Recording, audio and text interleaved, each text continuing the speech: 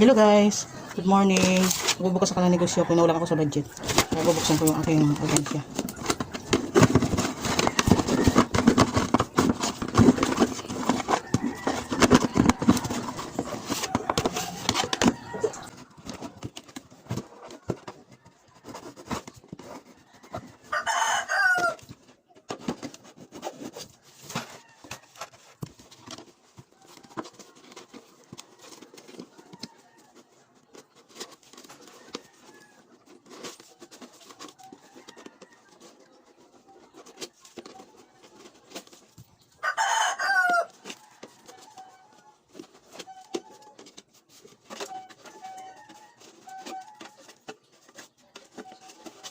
Kalahating taon ko to, uniform.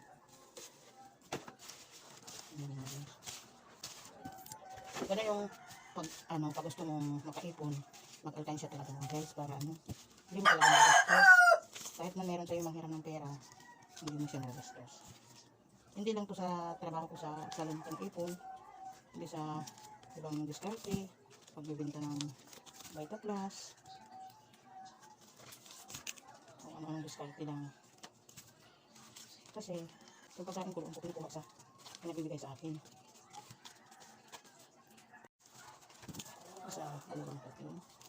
Tapos yun, ito, walo, siyam, 4, 5, isa, dalawa, tatlo, apat, 5, 6, 7, 8, 11, 12, 13, 14, 15, 16, 17, 18, 19, 20, 21, 22, 23, 24, 25, 26, 27, 28, 29, 30, 32, 34, 36, 37, 39, 40, 39 plus 30, 39 plus 4, 5. Ayun, pagkano na yan?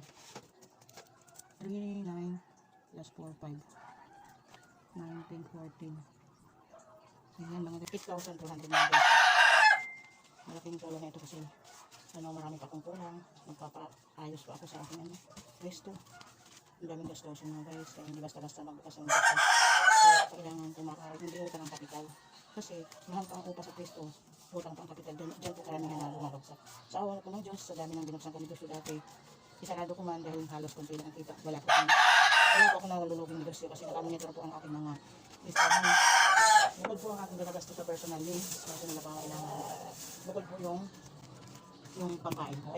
Ayan po ang pera ko po naman sa alkansya is 8,200. Bye, salamat po. Thank you po for watching. Love you all.